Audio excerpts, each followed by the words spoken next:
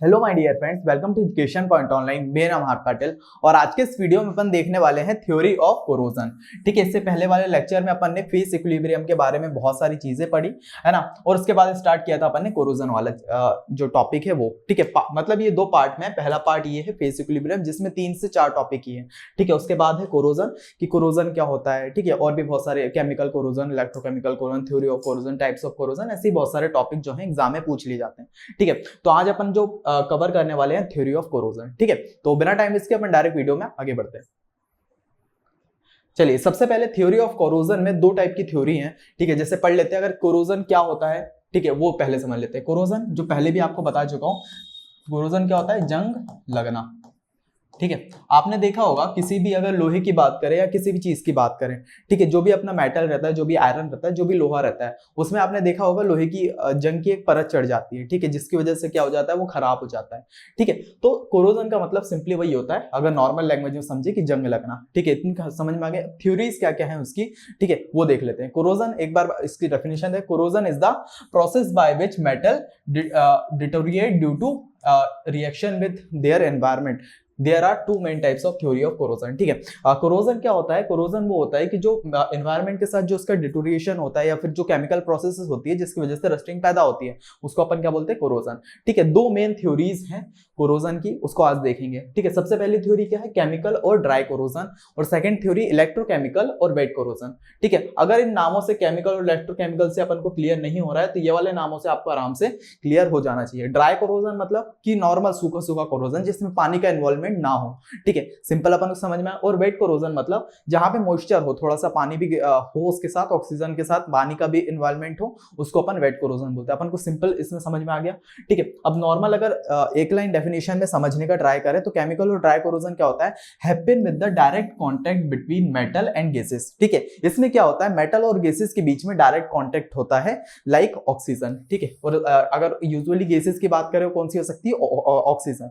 और जो बात करी विदाउट वाटर, जिसमें वाटर का इन्वॉल्वमेंट नहीं होता, उसको अपन ड्राई कोरोजन बोलते हैं। For example, copper coin tuning green when left in the air. ठीक है, जब एयर में उसको छोड़ देते हैं अपन लोग कॉपर के कॉइन को, तो क्या उस पे ग्रीन परत जड़ जाती है। ठीक है, आई होप से एग्जांपल भी अपन को क्लियर हो गया हो। और इलेक्ट्रोकेमिकल और वेट कोरोजन क्या होता है, जो अभी आपको बताया, happens when metal reacts with water. ठीक है, इसमें क्या है, वाटर का एनवायरनमेंट हो गया, तभी जाके ये वेट कोरोजन बना इलेक्ट्रोकेमिकल को। ठीक है, क्या लिखा है, happens when metal reacts with water and oxygen. Water and oxygen के साथ जब अपना मेटल मिलता है, ठीक है, जैसे oxygen nail rusting when exposed to rain. ठीक है, ऑक्सीजन नील का एग्जांपल अगर आपने वीडियो नहीं देखी है तो इससे पहले वाली वीडियो जब मैंने आपको पढ़ाया था कोरोजन, उसमें मैंने आपको इसका एग्जांपल दिया था आयरन नील। आयरन नील मतलब जो अपनी कील होती है, आपने कील देखी होगी, ठीक है, जो अपन ठोकते हैं उसमें दीवार में।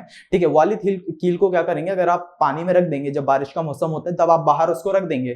ठीक है, तो आप क्या देखेंगे उसमें कि जब पानी के कॉन्टेक्ट में जब ऑक्सीजन आती है तो क्या होगा, उसमें जंग लगना स्टार्ट हो जाएगी। ठीक है, आप बारिश के मौसम में 2 महीने तक आप कील को बाहर रख दिए, गार्डन में ले जाकर रख दिएगा इतना गुच्छा बना के। ठीक है, और देखिएगा कि आप जब 2 महीने बाद वापस जाएंगे तो उसमें जंग लगी हुई मिलेगी। ठीक है, तो उसी को अपन क्या बोलते हैं, wet corrosion. I hope so अपन को दोनों थ्योरी समझ में आ गई। अब इसको डिटेल में पढ़ते हैं कि केमिकल कोरोजन का अगर एग्जाम में क्वेश्चन पूछा जाए कि भैया बताओ इसका प्रिवेंशन क्या क्या है, ठीक है, एक एग्जाम्पल बताओ। ठीक है, उसके बाद बहुत सारी चीजें, तो वो सारी अपन आप डिटेल में पढ़ने वाले हैं। इतनी चीज तो क्लियर हो गई, केमिकल और ड्राई कोरोजन क्या होता है, इलेक्ट्रोकेमिकल और वेट कोरोजन क्या होता है। ठीक है, तो आप इसको सिंपल नोट कर लीजिए, जिससे अपन को एक आइडिया लग जाए शुरुआत का कि ये दोनों चीजें क्या होती है। ठीक है, उसके बाद आगे बढ़ते हैं और इन चीज को डिटेल में पढ़ेंगे। इसको आप नोट कर लीजिए, फिर आगे बढ़ते हैं। चलिए अब आगे बढ़ते हैं और देखते हैं आखिर केमिकल कोरोजन एक्चुअली होता क्या है। वही डेफिनेशन है, chemical corrosion also known as dry corrosion. Chemical corrosion को अपन ड्राई कोरोजन भी बोलते हैं। Happens without the presence of a liquid electrolyte, typically occurs in the environment where gases like oxygen, sulphur dioxide और chlorine are present. ठीक है, direct without water के बिना जो अपना डायरेक्ट गैसेस से कन्वर्ट हो जाता है। ठीक है, ये डेफिनेशन मेरे को थोड़ी ऑकवर्ड सी लग रही है, इससे पहले वाली जो डेफिनेशन लिखवाई थी, अगर क्वेश्चन पूछा जाए सिंपल आपको ये डेफिनेशन में उसको क्लियर कर देना है। ठीक है, इसको उतना ध्यान मत देना, इसको क्या कर देना, इग्नोर कर देना। ठीक है, उसके बाद अगर नॉर्मली इससे समझा जाए, ठीक है, ये क्या है, ये एक मेटल का है। ठीक है, जैसे एक मेटल पड़ा हुआ है, ठीक है, उसमें क्या है, ये गैस डायरेक्ट आके कांटेक्ट कर रही है और इसमें रिएक्शन हो रही है। ठीक है, जिसकी वजह से ये यहाँ पे रस्टिंग फॉर्म हो जाती है। ठीक है, आई होप सो इतना क्लियर हो गया होगा। ठीक है, एग्जाम्पल समझ में आ गया। इसको अगर आप नोट करना चाहें, बनाना चाहें एग्जाम्पल, आप बना सकते हैं, क्योंकि अगर एग्जाम में आप थोड़ा सा डायग्राम अपने हिसाब से बना देंगे ना कि एक मेटल रख देंगे, उसके बाद कुछ गैसेस बाहर से आ रही हैं, टकरा रही हैं, वो चीज बना देंगे, तो एग्जामिनर पे क्या होता है, एक अच्छा सा इंप्रेशन पड़ता है। ठीक है, तो इसको आप नोट कर लीजिए, फिर अपन आगे बढ़ते हैं। ठीक है, चलिए अब देखते हैं हाउ केमिकल कोरोजन हैपेंस, किस क्या वजह है जिसकी वजह से केमिकल कोरोजन आता है। ठीक है, और इसके एग्जांपल समझते हैं। ठीक है, सबसे पहला क्या लिखा है, डायरेक्ट रिएक्शन विद गैसेस। ये किस तरह से फॉर्म होता है, जब डायरेक्ट रिएक्शन होता है गैसेस का एनवायरमेंट में। ठीक है, जैसे the metal reacts directly with gases in the environment. जब एनवायरमेंट में जो अपना मेटल है वो गैसेस के साथ डायरेक्ट कॉन्टेक्ट में आता है, तो वो क्या फॉर्म करता है, compound on the metal surface. वो क्या है, कंपाउंड फॉर्म करता है मेटल सरफेस पे। उसके बाद ऑक्सीडेशन प्रोसेस, इस बीच क्या होती है, ऑक्सीडेशन प्रोसेस होती है। ऑक्सीडेशन प्रोसेस क्या होता है, the metal atom lose electron to form metal ions. जो अपना मेटल एटम है वो क्या करता है, इलेक्ट्रॉन्स जो उसमें रहते हैं, ठीक है, वो क्या करता है, लूज करता है। ठीक है, उसके बाद formation of a corrosion product layer. The metal ion react with the gases to form a layer of corrosion product. Example oxides और sulphate on the metal surface. क्या होता है, जब इसमें रिएक्शंस होती है, ठीक है, गैस के साथ जब ये रिएक्शन करता है तो क्या करता है, कुछ कोरोजन प्रोडक्ट जो है उसमें फॉर्म करता है। फॉर एग्जाम्पल जो ऑक्साइड्स होते हैं और सल्फाइड ऑक्साइड, और जो ये ऑक्साइड होते हैं, ठीक है, ऑक्साइड होते हैं जब ये आयरन के साथ आते हैं, ठीक है, कांटेक्ट में, तो क्या बनाते हैं, Fe2O, और ये क्या होता है, फेरस ऑक्साइड। ठीक है, जिसको अपन नॉर्मली भाषा में नाम देते हैं क्या, रस्ट या रस्टिंग। ठीक है, जो आप रस्टिंग देखते हैं ऊपर जो आयरन पे लगी रहती है, वो इसी से फॉर्म होती है। जब ऑक्सीजन के साथ आयरन मिल जाता है, जब ये फेरस ऑक्साइड या आयरन ऑक्साइड फॉर्म होता है, तब जाके वो रस्टिंग पैदा होती है। आई होप सो ये क्लियर हो गया होगा। ठीक है, अब आगे देखते हैं इसके एग्जाम्पल। ठीक है, मैं इसको थोड़ा सा रब कर देता हूं। अब इसके एग्जाम्पल देखते हैं। सबसे पहला क्या है, reaction with oxygen when iron, जिसको अपन Fe नाम, इसका जो एटॉमिक नाम है वो Fe है, इज एक्सपोज टू ऑक्सीजन यानी कि O2 in the air. Oxygen अपन को पता है कि एनवायरमेंट में हमेशा रहती है। जैसे अगर अभी सांस भी ले रहे हैं अपन लोग, ठीक है, जब ब्रीदिंग कर रहे हैं तो वो भी ऑक्सीजन की वजह से ही ले रहे हैं। ठीक है, तो ऑक्सीजन एनवायरमेंट में हर जगह है। जब आयरन जो है वो खुले में जब ऑक्सीजन के साथ कॉन्टेक्ट में आता है तो क्या करता है, इट रिएक्ट फॉर्म ऑक्साइड्स, जो अभी आपको बताया फेरस ऑक्साइड। ठीक है, ये कैसे होता है, जो ये आयरन है जब ये ऑक्सीजन के साथ रिएक्ट करेगा तो बनाएगा फेरस ऑक्साइड, जिसको अपन रस्टिंग बोलते हैं। ठीक है, उसके बाद layer formation, the iron oxide form a layer on the surface of the iron. ठीक है, आयरन ऑक्साइड क्या करता है, एक लेयर फॉर्म करता है किस पे, आयरन के सरफेस पे। ठीक है, this layer can be flaky and may not protect the underlying metal efficiently leading to continued corrosion, जिसकी वजह से क्या है, कोरोजन फॉर्म होता है। ठीक है, आई होप सो किस तरह से ये पैदा हो रहा है, ठीक है, कोरोजन किस तरह से, केमिकल कोरोजन किस तरह से आ रहा है और इसके एग्जांपल क्या है, ये अच्छे से क्लियर हो गए होंगे। ठीक है, मैंने ये कुछ पॉइंट में से लिखा है, आपको बस साथ साथ में नोट्स बनाते चलने हैं। जैसे अगर मैंने आपको केमिकल कोरोजन समझाया, केमिकल कोरोजन की आपको डेफिनेशन लिखनी है, उसके बाद हाउ केमिकल कोरोजन हैपेंस, ये करके आपको ये पूरे पॉइंट लिखने हैं। ठीक है, उसके बाद एग्जाम्पल डाल के एग्जाम्पल लिखने हैं। एग्जाम में क्या होता है, अगर आपसे कोरोजन पूछ लिया जाए, अब आप डेफिनेशन जरा से लिख देंगे, उससे तो क्लियर नहीं होगा। आप डेफिनेशन लिखिए, उसके बाद किस तरह से केमिकल फॉर्म हो रहा है, उसके एग्जाम्पल, या आगे भी इसके बारे में जो चीज लिखवाऊंगा, प्रिवेंशन हो गया, या जो भी चीजें लिखवाऊंगा वो सारी आपको लिख देनी है। ठीक है, एग्जाम में क्वेश्चन ऐसा भी बन सकता है, केमिकल कोरोजन बताइए, उसके प्रिवेंशन बताइए, ठीक है, या फिर किस तरह से वो आ रहा है वो बताइए, उसके एग्जाम्पल बताइए, तो आपको ये चीज लिख देनी है। अभी क्या आपको नोट्स बनाते हुए चलने, जिससे आपकी एक लय में माइंड में रहे। ठीक है, कि ये टाइप पे पढ़ा था, एग्जाम के टाइम पे जब अपन लिख रहे हो कॉपी में, ठीक है, तब अपन को प्रॉब्लम ना हो। ठीक है, तो सिंपल आपको इसको नोट कर लेना है। ठीक है, मैं इसको रब कर देता हूँ और थोड़ा सा साइड हो जाता हूँ। आप इसको पॉज करके, वीडियो को पॉज करके इसको नोट कर लीजिए, फिर अपन आगे बढ़ते हैं। चलिए अब देखते हैं आखिर फैक्टर्स अफेक्टिंग केमिकल कोरोजन, कौन कौन से फैक्टर हैं जो इसको अफेक्ट करते हैं, मतलब जो ये केमिकल कोरोजन होता है, कौन कौन से फैक्टर है जो इसको उपजाऊ करते हैं। ठीक है, सबसे पहला होता है टेम्परेचर। ठीक है, higher temperature increase the rate of corrosion. अगर हायर टेम्परेचर की बात करें, जैसे अभी क्या हो रहा है, अभी हमारे यहाँ गर्मी का मौसम है, ठीक है, जिसकी वजह से देखिए अभी मेरे को भी पसीना आ रहा है। ठीक है, तो हायर टेम्परेचर होता है, जब हाई टेम्परेचर हो जाता है तो क्या करता है, वो कोरोजन के रेट को बढ़ा देता है। ठीक है, इतनी चीज क्लियर हुई। उसके बाद presence of reactive gases like oxygen, sulphur dioxide and chlorine are highly reactive and can accelerate corrosion. ठीक है, जो एनवायरनमेंट में अपनी गैसेस होती है, लाइक ऑक्सीजन हो गया, सल्फर डाइऑक्साइड हो गया, ठीक है, या फिर बात करें क्लोरीन हो गया, ये क्या करती है, ये ऑक्सीजन जो अपना कोरोजन है उसको बढ़ाने में और ज्यादा वो करती है। ठीक है, एक्सेलरेट करती है। मतलब अब एक्सेलरेट कैसे समझाओ, जैसे अपन गाड़ी में एक्सेलरेट करते हैं जिससे गाड़ी तेज चलती है ना, उसी तरह से अगर कोई मेटल, ठीक है, कोई मेटल अगर धीरे कोरोइड हो रहा है, धीरे कोरोजन उसमें बैठ रहा है, तो जब ये जो ये अपनी गैसेस है जब ये उसके साथ मिलती हैं तो ये बहुत तेजी में उसको कोरोजन को फॉर्म करती है। अब क्लियर हो गया, ठीक है। उसके बाद metal consumption, different metal and alloys are varying level of susceptibility of corrosion, ठीक है। बहुत सारे मेटल भी होते हैं जो अगर उसके साथ रिएक्ट करते हैं तो कोरोजन फॉर्म करते हैं, ठीक है। आई होप सो ये क्लियर हो गया होगा। क्वेश्चन इसका भी बन सकता है कि फैक्टर्स बताइए, फैक्टर्स अफेक्टिंग, कौन कौन से फैक्टर्स हैं जिसकी वजह से कोरोजन होता है, तो आप सिंपली ये चीज लिख सकते हो, ठीक है। नोट्स आपको बनाते हुए चलना है साथ साथ में, ऐसा नहीं कि यार आपने बस वीडियो लेक्चर देख लिया और चीजें हो गई, ठीक है। मैं एक चीज इसलिए बता रहा हूँ नोट्स का, क्योंकि अगर आप नोट्स बनाते हुए चलेंगे ना तो आपको क्या होगा, दो चीज होगी। पहला तो आप अभी लेक्चर अच्छे से समझ लेंगे, ठीक है। एग्जाम के पहले भी अगर आपके एग्जाम में 2-3 दिन हो तब आके आप लेक्चर देख ले, जिससे आपको समझ में आ जाएगा आखिर ये चीज है क्या, ठीक है। और जो आपने नोट्स बनाए हैं, ठीक है, अब उस टाइम पे आप बनाएंगे तो बहुत दिक्कत होगी। अभी आपने जो नोट्स बनाए उसको अगर आप एक बार भी देख लेते हैं ना, एक बार पढ़ लेते हो, आपको लैंग्वेज मिल जाएगी। ऐसा नहीं है कि अपन को नोट्स को रटना है, ठीक है। आपको लैंग्वेज मिल जाएगी, उसी लैंग्वेज से आप जाके एग्जाम में लिख के आइएगा, ठीक है, कोई दिक्कत नहीं है। पर बस आप नोट्स बनाते हो, थोड़ा सा पढ़ते हुए चलिए, आप आराम से एग्जाम में टॉप करने वाले, ठीक है। और केमिस्ट्री का जो अपना एग्जाम है ये ऐसा है यार कि बहुत सिंपल पेपर आता है, ठीक है इसका। तो अगर आप इसमें अच्छे सीजीपीए ले आते हैं, अच्छा मतलब मार्क्स बना देते हैं इसमें, तो क्या है जो अपने बाकी के थोड़े हार्ड सब्जेक्ट हो जाते हैं जिसमें अपन नहीं थोड़ी सी अच्छे मार्क्स नहीं आते, तो ये क्या है उसको पुश आउट कर देगा, जिससे आपके सीजीपीए इंक्रीज होंगे, ठीक है। तो इसको थोड़ा सा अच्छे से ध्यान से पढ़ना है, जिससे अपन इसमें अच्छे नंबर ला लें, क्योंकि इजी पेपर है, आराम से थोड़ा सा ही पढ़ेंगे, थोड़े से एफर्ट, वही होता है ना 80-20 का रूल यहाँ पे अप्लाई होगा कि आप 20% यहाँ पे एफर्ट डालेंगे, जितना आप 80% M2 में डालने वाले थे या फिर EG में या फिर BEEE में, ठीक है, उसमें से रिजल्ट कितना मिलता है 20%। पर अगर आप 20% केमिस्ट्री, फिजिक्स, BC इन सब में एफर्ट डाल देंगे तो ये क्या होगा, आपके 80% जो है मार्क्स को सिक्योर कर लेंगे, ठीक है। तो थोड़ा सा आपको इस पर ज्यादा ध्यान देना है अभी स्टार्टिंग में, बाकी आप उसको भी ध्यान देते रहिए, ठीक है। तो इसको आप नोट कर लीजिए, फिर आगे बढ़ते हैं।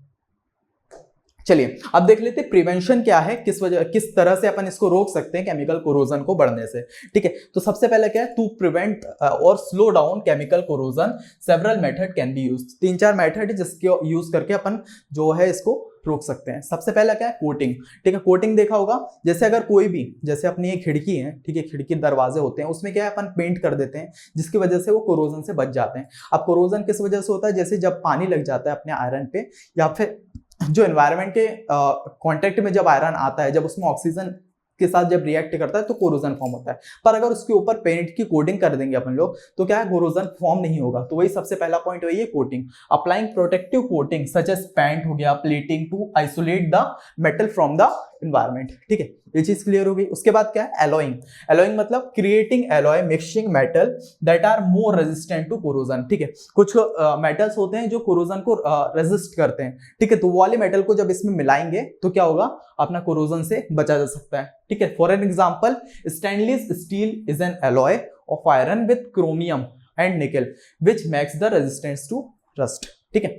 उसके बाद corrosion inhibit adding chemicals to the environment that reacts with potential corrosive agent rendering them harmless, ठीक है। कुछ कोरोजन के जो केमिकल्स होते हैं उसको भी मिला के अपन लोग कोरोजन को रोक सकते हैं, ठीक है। आई होप सो प्रिवेंशन जो है इसकी सिंपल अपन को समझ में आ गई है, ठीक है। सबसे पहले प्रिवेंशन इसको याद नहीं रखने, बस आपको क्या करना है, ये पॉइंट्स याद रखने, दिमाग में रखने, ठीक है, और इसको थोड़ा सा पढ़ लेना है। सबसे पहले तो यही वाली चीज है कि अगर आपको कोई भी पूछता है कि प्रिवेंशन क्या है, किस तरह से अपन केमिकल कोरोजन को रोक सकते हैं, तो सिंपल आपको ये फर्स्ट वाला पॉइंट ही बता देना है कि अगर उस पर पेंट चढ़ाएंगे तो जो ऑक्सीजन होता है या वाटर होता है उसमें डायरेक्ट कांटेक्ट में नहीं आएगा, जिससे कोरोजन फॉर्म नहीं होगा, ठीक है। अपन इससे आराम से एक उससे वर्ड से बता सकते हैं। तो सिंपल आपको इसको नोट कर लेना है और फिर आगे बढ़ेंगे अपन लोग, ठीक है।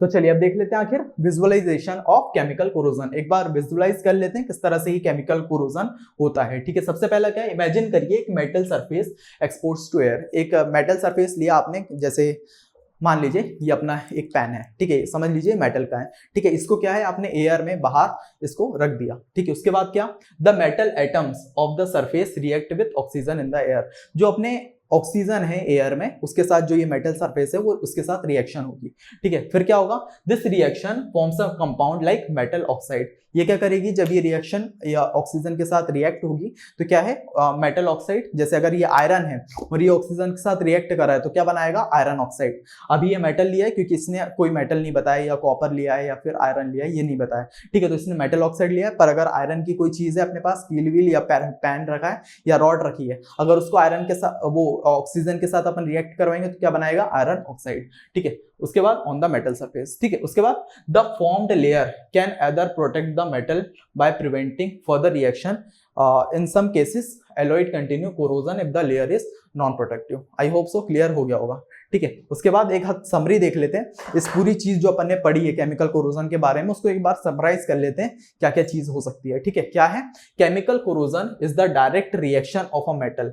केमिकल कोरोजन क्या है, direct reaction of the metal with its environment, partially with gases like oxygen, resulting in the formation of compound such as oxide on the metal surface. This process does not require a liquid electrolyte, ठीक है। ये process क्या है, सिर्फ oxygen के साथ direct contact में आती है, इसमें जो अपना वाटर इलेक्ट्रोलाइट की है उसकी जरूरत नहीं पड़ती। फिर and it is influenced by factors like temperature and the presence of relative gases, ठीक है। उसके बाद क्या है, preventive measure includes applying protective coating, ठीक है। जैसे क्या होगा, प्रोटेक्टिव कोटिंग मतलब जो अपने पेंटमेंट हो गए, एलोइंग जो आपको बताया, उसके बाद यूजिंग ऑफ कोरोजन इनहिबिटर्स, ठीक। Understanding chemical corrosion help in developing strategies to protect metal and extend their life span in various environment, ठीक है। तो इस कुछ पॉइंट में, कुछ लाइन में मैंने उसको समराइज करने की कोशिश की है, ठीक है, जिससे आपको क्या है कि पूरा का पूरा आंसर नहीं सब पढ़ना पड़े, आप सिंपल ये देख लें और इसको पढ़ के थोड़ा सा एग्जाम में जाएं तो आपको आराम से थोड़ा सा मतलब माइंड में रहे,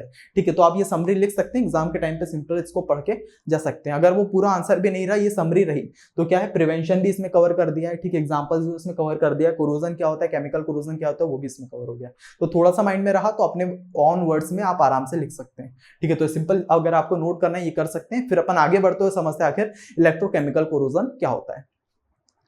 चलिए आगे बढ़ते हुए देखते हैं आखिर basic concept of electrochemical corrosion. अपन ने फर्स्ट पॉइंट केमिकल कोरोजन अच्छे समझ लिया था, अब अपन समझेंगे इलेक्ट्रोकेमिकल। अभी इलेक्ट्रोकेमिकल क्या है भैया आप पूछेंगे, ठीक है। इलेक्ट्रोकेमिकल, इलेक्ट्रो मतलब इलेक्ट्रिसिटी से ये वर्ड निकला है, इलेक्ट्रिसिटी, ठीक है। जिसमें क्या होगा, यहाँ पे इस रिएक्शन में क्या होगा, कैथोड भी होगा, कैथोड और एनोड, ठीक है। और केमिकल मींस केमिकल, आप समझ गए होंगे, और कोरोजन का मतलब वही जंग लगना या फिर रस्टिंग ऑफ आयरन, ठीक है। सिंपल इतनी चीज अपन को क्लियर हो गई है। और बाकी रही है डेफिनेशन की बात, ठीक है। तो इलेक्ट्रोकेमिकल कोरोजन अगर when a metal reacts with its environment leading to the formation of oxide and other compound, this process involves the electrical reaction similar to how a battery works, ठीक है। जो आपको बताया इलेक्ट्रिसिटी आई है तो anode cathode होंगे, जिसकी वजह से किस तरह से बैटरी वर्क करती है उस तरह से लिखना है, ठीक है। बट मैं वही बोलूंगा कि आपको सिंपल, अगर ये जो अपनी डेफिनेशन लिखी ये अगर पॉइंट क्लियर नहीं हुआ है, ये थोड़ा टेक्निकल फॉर्म में लिखा है, अगर आपको ये लिखना है आप एग्जाम में लिख सकते हैं, ठीक है। या फिर जो मैंने आपको पहले बताया था वाला पॉइंट भी आप एग्जाम में लिख सकते हैं, कोई भी टीचर आपके नंबर नहीं काटने वाला। क्या है, happens when metal reacts with water and oxygen. इसमें क्या था, जो अपना ड्राई कोरोजन था उसमें बस मेटल डायरेक्ट गैसेस के साथ रिएक्ट हो जाता था, इसमें क्या होगा, वाटर भी उसके साथ मिक्स होगा और तीनों साथ में रिएक्शन करेंगे। तो ये पॉइंट भी अगर आप एग्जाम में लिख देंगे तो आपके कोई नंबर नहीं काटने वाला, ठीक है। कहाँ गए, वापस इसमें आ जाते हैं, ठीक है। ये चीज अपन को क्लियर हो गई कि डेफिनेशन आपको किस तरह से लिखनी है। अब थोड़ा सा डायग्राम से समझ लेते हैं किस तरह से इलेक्ट्रोकेमिकल होता है, ठीक है। क्या हैगा कि जैसे एक आयरन रॉड है, ठीक है, ये आयरन की रॉड दिख रही है आपको, ठीक है। ये क्या है, एक वाटर के सरफेस, जैसे अगर वाटर पड़ा है उसके अंदर अपन ने आयरन की रॉड डाल दी, और अपना ऑक्सीजन तो एनवायरनमेंट में है ही, अगर वाटर में भी जाएगा, ठीक है, तो क्या होगा, ये ऑक्सीजन अपना वाटर में जाएगा, ठीक है। फिर क्या होगा, जब ऑक्सीजन वाटर के साथ मिलेगा तो क्या होगा, जो ये आयरन है ये क्या करेगा, Fe2+ आयन को बाहर फेंकेगा, ठीक है। और उसके साथ क्या होगा, ऑक्सीजन भी आके मिल जाएगा। तो जब ये तीनों, जब पानी में अपना आयरन भी है, उसके बाद वाटर भी है और ऑक्सीजन भी बाहर से आ चुका है, तो क्या बनाएगा, FeO3.X-O2, जो क्या होता है, रस्ट। ऐसे ही अपन क्या बोलते हैं, रस्ट। ये होता है रस्ट का फॉर्मूला, ठीक है। तो क्या होगा, आयरन पे इस तरह की अपनी काली परत बैठ जाएगी, जिसे अपन रस्टिंग बोलते हैं। आई होप सो किस तरह से ये रस्टिंग आती है ये चीज क्लियर हो गई है, ठीक है। चलिए आपको समझ में आ गया किस तरह से ये रस्टिंग हो रही है, इलेक्ट्रोकेमिकल रिएक्शन फॉर्म हो रही है। सिंपल कोई वो नहीं है, कोई बड़ी बात नहीं है इसमें, ठीक है। इसमें ये है कि अपना पहला क्या है, वाटर है, ठीक है। वाटर क्या होगा, वाटर में जो अपना आयरन की रॉड है वो डाल दी जाएगी। अब आपको पता है एनवायरनमेंट में अपनी ऑक्सीजन होती है, ठीक है। ऑक्सीजन क्या करेगी जब अपने वाटर के अंदर आएगी, ठीक है, तो क्या होगा, आयरन से जो अपना आयरन क्या होता है Fe2+, ठीक है, और ऑक्सीजन इसमें मिलेगा और साथ में वाटर तो इसमें है ही, तो ये क्या फॉर्मूला, जब ये साथ में मिल जाएंगे तो क्या फॉर्म करेंगे, Fe2O3.XOH2O, ठीक है, जिसे कि अपन क्या बोलते हैं, रस्टिंग, ठीक है, रस्टिंग ऑफ आयरन, ठीक है। तो क्या होगा, इसमें ये काली सी परत बैठ जाएगी ऊपर आयरन के ऊपर, ठीक है, जिसे अपन रस्टिंग बोलते हैं, और इसी तरह से अपनी इलेक्ट्रोकेमिकल रिएक्शन होती है। आई होप सो ये क्लियर हो गया होगा ये डायग्राम। अगर आपको बनाना है सिंपल, आप एग्जाम में नॉर्मल सा डायग्राम ही मैंने उठाया है, तो आप ये बना सकते हैं, एग्जाम में आपको पूरे नंबर मिल रहा है, ठीक है। फिर आगे अब डिटेल में समझते हैं आगे इलेक्ट्रोकेमिकल रिएक्शन किस तरह से बनती है, उसका एग्जाम्पल क्या है, उसके प्रिवेंशन क्या है, बहुत सारी चीजें अब अपन इसमें देखने वाले हैं। अगर एग्जाम में पूछा जाए आप आराम से ये रख लीजिएगा, ठीक है। तो आप इसको नोट कर लीजिए, डायग्राम बना लीजिए, फिर अपन आगे बढ़ते हैं। चलिए अब देख लेते हैं हाउ इलेक्ट्रोकेमिकल कोरोजन फॉर्म, किस तरह से ये फॉर्म होता है, ठीक है। सबसे पहले क्या है, formation of anode and cathode area on metal surface, different areas act as a anode और cathode due to impurities, ठीक है। क्या होता है जब ये रिएक्शन हो रही होती है तो उसमें क्या कुछ impurities की वजह से जो उसके कंपोनेंट है, कुछ एरियाज हैं, वो क्या हो जाते हैं, कैथोड और एनोड में बदल जाते हैं, जिसकी वजह से क्या हो जाता है, इलेक्ट्रोकेमिकल रिएक्शन स्टार्ट हो जाती है। उसके बाद क्या लिखा है, oxidation at the anode, the metal जो अपना आयरन रहता है वो क्या करता है, लूज कर देता है अपने इलेक्ट्रॉन्स। जैसे फॉर एग्जांपल ये रिएक्शन समझे, जो आयरन है जब ये रिएक्शन हो रही होती है तो क्या कर देता है, ये अपने 2 इलेक्ट्रॉन को रिमूव कर देता है, मतलब लूज कर देता है, ठीक है, जिसको अपन ऑक्सीडेशन बोलते हैं, ठीक है। उसके बाद क्या, reduction at the cathode, the electrons release from the anode move through the metal to the cathode where they are consumed in the reduction reaction। जैसे फॉर एग्जांपल इसमें क्या है, ऑक्सीजन जब वाटर के साथ रिएक्ट करा, ठीक है, ऑक्सीजन जब वाटर के साथ रिएक्ट कर रहा है तो इसमें क्या है, जो अपने इलेक्ट्रॉन है उसको गेन कर ले रहा है, ठीक है, गेन कर ले रहा है, ठीक है। जब ये 2 मिनट यार चुप, ठीक है। अब क्या है, ये एग्जांपल अगर थोड़ा समझने का ट्राई करें, जैसे ये ऑक्सीजन है, ठीक है, और ये वाटर है, जब ये साथ में मिक्स हो रहे हैं तो क्या हो रहा है कि जो अपना इलेक्ट्रॉन है, 4 इलेक्ट्रॉन ये गेन कर ले रहे हैं, ठीक है, जिसकी वजह से क्या फॉर्म हो रहा है, OH ions. I hope so reduction at the cathode समझ में आ गया होगा, ठीक है। उसके बाद क्या लिखा है, ion movement in electrolyte, the metal ions from the anode and other ions in the electrolyte like hydroxide ion from the cathode move through the electrolyte to the balance the charge, ठीक है। Normal चीजें लिखिए अगर आपको इसमें exam में आए लिखने के लिए कि बताइए किस तरह से जो अपना इलेक्ट्रोलाइट कोरोजन है वो हो रहा है, ठीक है, फॉर्म हो रहा है, तो आप सिंपल ये 4 पॉइंट में उसको डिफाइन कर सकते हैं, ठीक है। नॉर्मली 4 पॉइंट है, आप थोड़ा सा पढ़ेंगे आपको चीजें क्लियर हो रही होगी, उतना आपको समझने पे ध्यान नहीं देना है, ठीक है। अगर समझ में आ रहा है बहुत अच्छी बात है, ठीक है, आप पढ़ेंगे जो मैंने समझा, अगर आपको चीज समझ में आ रही है तो बढ़िया है, ठीक है। बट अगर नहीं भी आ रहा है तो उतना ज्यादा टेंशन नहीं लेनी है, क्योंकि जो ये सब्जेक्ट है, जो आपको पहले भी क्लास में बताया था कि ये सब्जेक्ट को उतना ही पढ़ना है जितना अपन को एग्जाम में लिखने के लिए आ रहा है। जैसे अगर आप थोड़ा सा इसको समझने का ट्राई करेंगे, जिस तरह से मैंने आपको बताया और जिस तरह से ये चीजें लिखी है, आप इसको थोड़ा समझने का ट्राई करेंगे, आपको उतनी समझ में आ जाएगी कि आप एग्जाम में अपने उन वर्ड्स में आपने एग्जाम में लिख दें, ठीक है। पर वही है, मैं इसको समझा दूं जिस तरह से इसको समझाना है, जिस तरह से घुस के, पर वही होगा जिसमें आप लेक्चर देके भाग जाएंगे। और मेरा भी वो इंटेंट नहीं है कि आपको पूरा का पूरा उस लेवल तक पढ़ाऊं, क्योंकि अभी आप जिस ब्रांच में भी हो, CS हो, IT हो, या फिर DS हो, या फिर कोई भी ब्रांच हो, मैकेनिकल हो, सिविल हो, आपकी फर्स्ट ईयर में ही ये सब्जेक्ट्स आ रहा है, फिजिक्स, केमिस्ट्री। बाकी आपको अपने अपने हिसाब से सब्जेक्ट पढ़ने हैं। जैसे अगर आप सिविल के होंगे, मैकेनिकल के होंगे, तो अपने अपने हिसाब से सब्जेक्ट पढ़ेंगे जो उस हिसाब से होंगे, ठीक। कंप्यूटर के सब्जेक्ट होंगे, ऊप्स अपने हो गए, DBMS, अपने हिसाब से वाले सब्जेक्ट बनेंगे, इसका कहीं आगे यूज नहीं होने वाला। तो उसको कितना ही भ्याव दें, अपन को ये वाला जो सब्जेक्ट है एग्जाम को अच्छा बनाने के लिए, एग्जाम पास करने के लिए निकालना है, तो उसी लेवल तक पढ़ते हैं, ठीक है। तो अगर आपको आराम से इसको आप नोट कर लीजिए, थोड़ा सा आप समझने का ट्राई करेंगे, पढ़ेंगे, आपको चीजें क्लियर होगी, क्योंकि मैंने डेफिनेशन उस हिसाब से बनाई जिसमें आपको आराम से क्लियर हो जाए, ठीक है। तो आप इसको नोट कर लीजिए, फिर आगे देखते हैं एग्जाम्पल ऑफ इलेक्ट्रोकेमिकल कोरोजन। चलिए अब देख लेते हैं आखिर एग्जाम्पल इलेक्ट्रोकेमिकल कोरोजन के, ठीक है। इलेक्ट्रोकेमिकल कोरोजन का अगर वेट कोरोजन है वो, ठीक है, और जो एग्जाम्पल शुरू में जो डेफिनेशन आपको बताई थी कि जब वाटर और ऑक्सीजन जब इसके कांटेक्ट में आते हैं आयरन के, तो ये फॉर्म होता है। तो सिंपल जो एग्जाम्पल हो सकता है वो रस्टिंग ऑफ आयरन हो सकता है, और इसका भी अगर एग्जाम्पल थोड़ा सा बताऊं तो वही आयरन नेल। अगर आप आयरन नेल के गुच्छे को उठा के गार्डन में रख देते हैं बारिश के मौसम में, और एक साल बाद, 1 महीने बाद जाके देखते हैं जब बारिश का मौसम थोड़ा कम हो जाता है, तो आप देखिएगा कि जब वो पानी कांटेक्ट में आया, जब ऑक्सीजन जो एनवायरनमेंट में वो कांटेक्ट में आई, और ये तीनों की जब रिएक्शन हुई तो 1 महीने बाद उसमें जंग रख चुकी होगी। या फिर आप फॉर एग्जांपल जो मैंने पिछले उसमें दिया था, पिछले वाले लेक्चर का आपने नहीं देखा, डिस्क्रिप्शन लिंक मिल जाएगा, आपको प्लेलिस्ट फॉलो करते हुए चलनी है, ठीक है। जैसे ही आप पूरी प्लेलिस्ट कंप्लीट कर लेंगे, 4 से 5 यूनिट है इसमें, आप पूरी प्लेलिस्ट कंप्लीट कर लेंगे तो आपको आराम से चीजें क्लियर हो रही होगी, ठीक है। तो क्या कर रहे हैं, मैंने उसमें बताया था वीडियो में, तो उसमें बताया था मैंने साइकिल के एग्जांपल। अगर साइकिल को बाहर बारिश के मौसम में छोड़ देते हैं, ठीक है, उसका यूज नहीं करते, 2 महीने तक वैसे ही पड़ी है, तो क्या होगा, जो उसकी चेन्स हैं, ठीक है, या फिर जो लोहे वाला पार्ट है उसमें जंग लगना स्टार्ट हो जाएगी जब पानी ऑक्सीजन कांटेक्ट में आएगा, ठीक है। सिंपल वही एग्जांपल इसका। एनोड रिएक्शन, वही एनोड रिएक्शन जो इससे पहले मैं बताई थी कि जो आयरन है वो क्या करेगा, इलेक्ट्रॉन को लूज करेगा जब ये रिएक्शन हो रही होगी। और सेकंड वही कैथोड रिएक्शन, जिसमें ऑक्सीजन और वाटर जब इसके कांटेक्ट में आएंगे तो इलेक्ट्रॉन जब इसमें मिलेगा तो क्या फॉर्म करेगा, 4OH, मतलब हाइड्रोक्साइड आयन फॉर्म करेगा, ठीक है। फॉर्मेशन ऑफ किस तरह से ये फॉर्मेशन होता है, द आयरन आयंस मतलब Fe2+ रिएक्ट विद हाइड्रोक्साइड। जब ये Fe2+ रिएक्ट करते हैं किससे, OH आयन से, OH- आयन से, तो क्या फॉर्म करते हैं, iron hydroxide, which further reacts with oxygen to form rust, ठीक है। जब ये दोनों रिएक्ट करते हैं तो आयरन हाइड्रोक्साइड को फॉर्म करेंगे, ठीक है। फिर ये फर्दर जो है ऑक्सीजन से रिएक्ट होंगे और क्या फॉर्म करेंगे, रस्ट, ठीक है, जिसको अपन क्या नाम दे सकते हैं, Fe2O3.NH2O, ठीक है। इसी को अपन जो यही फॉर्मूला होता है किसका, रस्ट का, जिसको अपन रस्टिंग ऑफ आयरन भी बोलते हैं।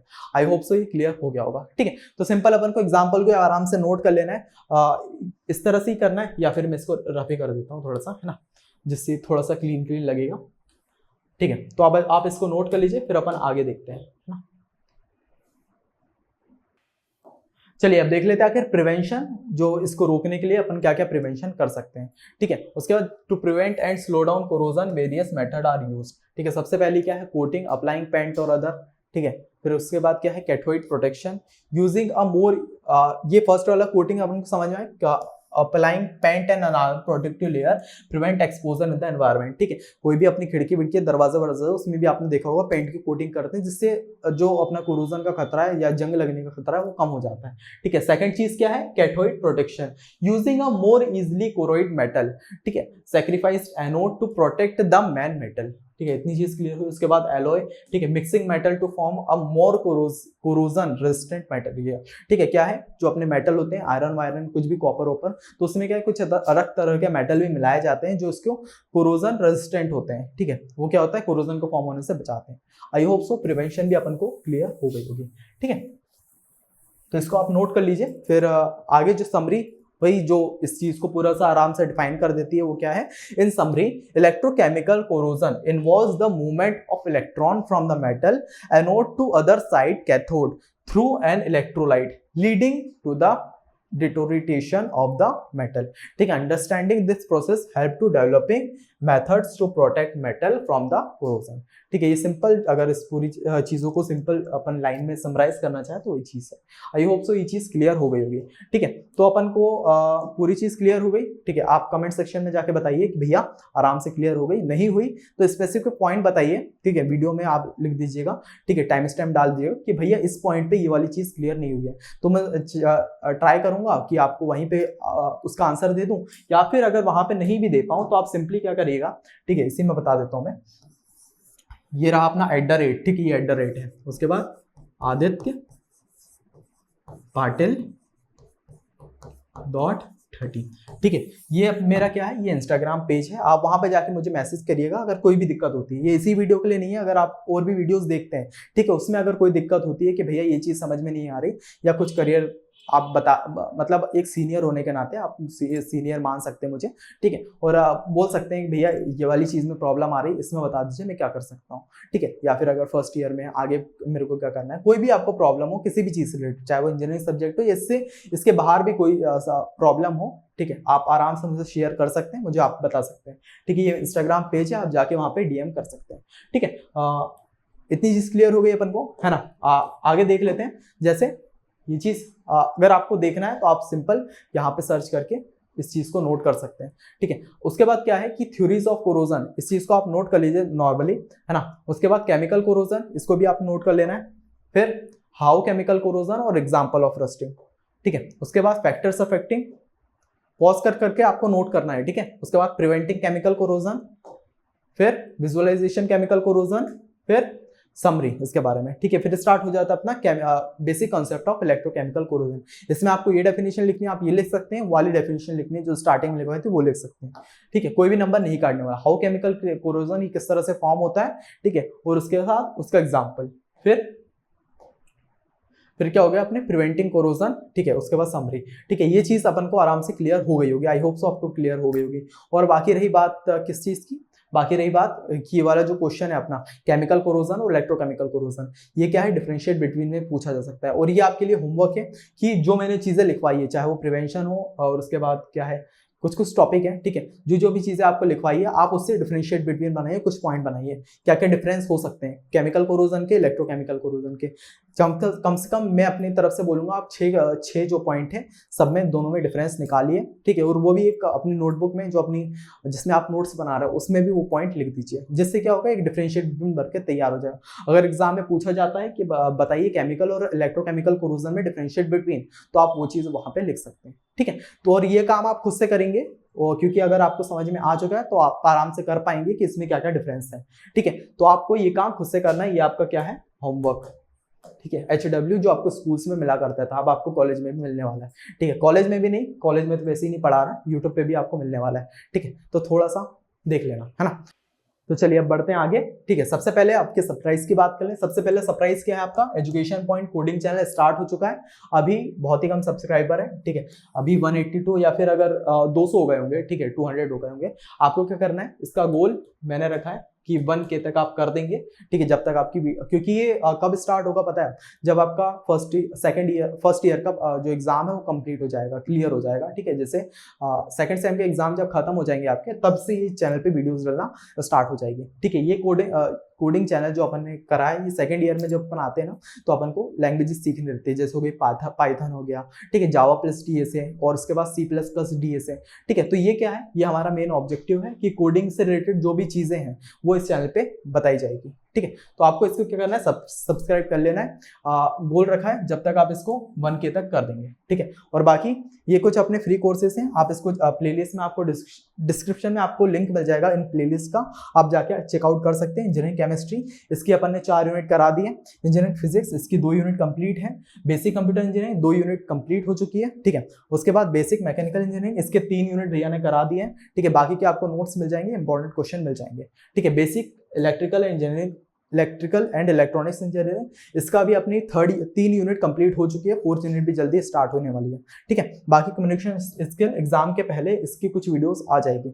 बाकी ये कुछ अपने पेड कोर्सेज हैं, आप इसको चेकआउट कर सकते हैं, जैसे हो गया M1 M2 इंजीनियरिंग ग्राफिक्स, या अगर आपकी इसमें बैक है, ठीक है, M1 और EG में बैक है, या फिर M2 में कोई भी दिक्कत आ रही हो, ठीक है, एग्जाम में कॉलेज में अपन समझा रहे हैं और समझ में नहीं आ रहा हो, तो आप सिंपली इसका प्राइस 799 है, आप चेकआउट कर सकते हैं। प्लेलिस्ट में आपको ऐप का लिंक और ये सारी प्लेलिस्ट जो है उसका लिंक मिल जाएगा। ये सारी चीजें तो आपके लिए फ्री हैं, ठीक है। बाकी अगर और भी जो अपने कोर्सेज हैं ये आप देख सकते हैं, चेकआउट कर सकते हैं, ठीक है। बाकी ये जो अपना सरप्राइज है ये भी क्लियर हो गया है। आपको सिंपल डिस्क्रिप्शन जाना है, वहां पे आपको इसका लिंक मिल जाएगा, वहां जाके आपको सब्सक्राइब बटन डाल देना है, जिससे क्या है जब अपन वीडियो डालना स्टार्ट करें तो आपको पहले ही आपकी नोटिफिकेशन पहुंच जाए, ठीक है, और आपकी फर्स्ट वीडियो आप आराम से देख पाए, ठीक है। उसमें हम सारी चीजें क्लियर करेंगे किस किस तरह से आगे इसका फ्लो क्या रहने वाला है, क्या क्या चीजें हम इसमें पढ़ाएंगे, वो सारी चीजें उसमें क्लियर हो रही होगी, ठीक है। तो इसी के साथ आज के इस वीडियो को कंप्लीट करते हैं, मिलते हैं नेक्स्ट वीडियो में, तब तक के लिए बाय बाय।